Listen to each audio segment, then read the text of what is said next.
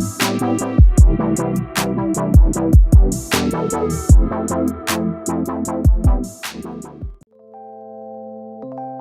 here we have the all-new Lytmi Fantasy 3 Backlight TV Kit. Opening things up, the first thing you'll see is the user manual.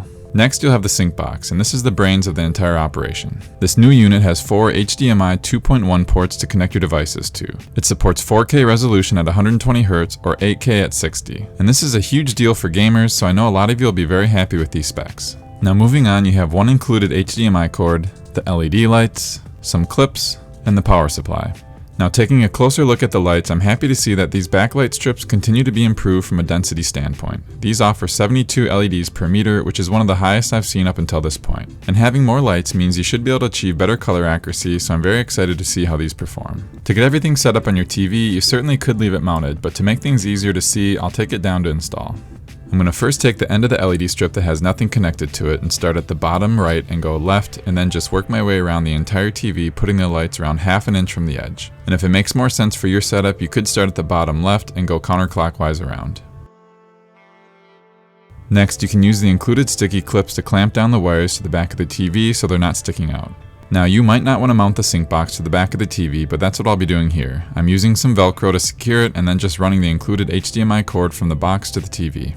I'm also putting my NVIDIA Shield on the back, and I'll be plugging that into one of the 4 HDMI 2.1 inputs on the Lytmi unit. And yes, I do need to order a shorter HDMI cord.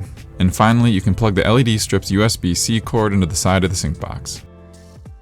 I'll quickly rehang the TV, plug everything in, and begin the initial setup. First, go ahead and download the Lytmi app and then sign in. On the main screen, click Add Equipment and make sure your phone's Bluetooth is on. It should find our new device to set up. Sign into your 2.4 GHz Wi-Fi and hit Next. It'll go through a quick activation, you'll assign it to a room, and then you're done. So right from the main screen you can see the Neo 2.1 box and you can toggle the lights on and off.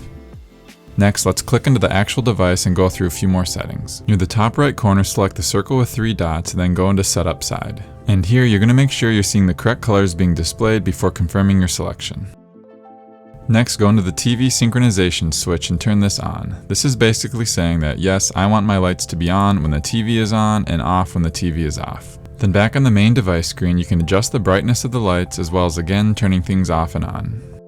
So if you are interested, I'll leave a quick overview of the music and scenes features at the very end of this video, but my guess is you'll never use them. The reason you buy this is for the screen mirroring, and that's clearly where their focus was. Now I'm also going to keep it simple and pretty much do all my demoing on the game mode with this slider all the way to the right. Feel free to experiment with the different settings, but this configuration was by far what I thought gave the best results.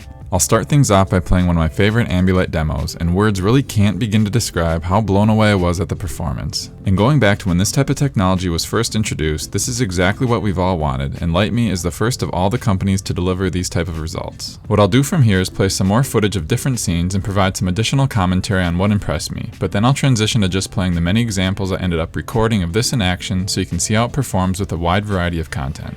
Now this one stood out for a couple reasons. The first is that the ambient light really feels like an extension of the TV, making everything just feel larger, and second is that I don't remember other light boxes being able to completely turn off the LEDs during dark moments on the screen, which really makes the colors pop on a whole different level. So for this next clip, let's first watch it in regular speed.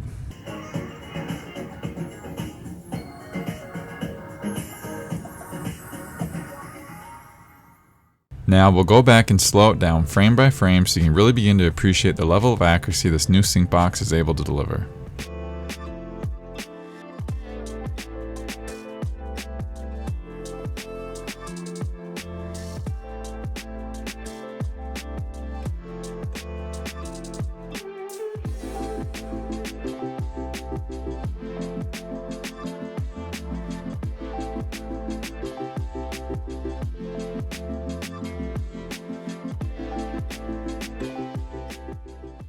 And for all you anime fans out there, myself included, this is going to make you want to rewatch every single one of your favorite shows all over again.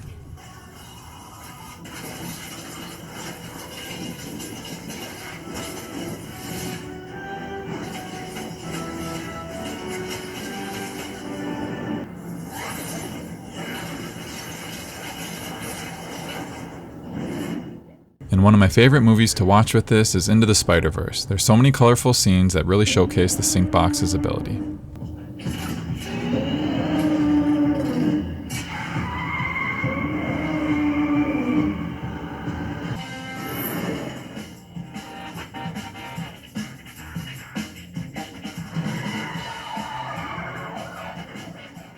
Now this example is one that again does a great job of highlighting the ability for the LEDs to be turned off at darker parts of the screen, as well as showing how smooth the fading in and out of the colors are.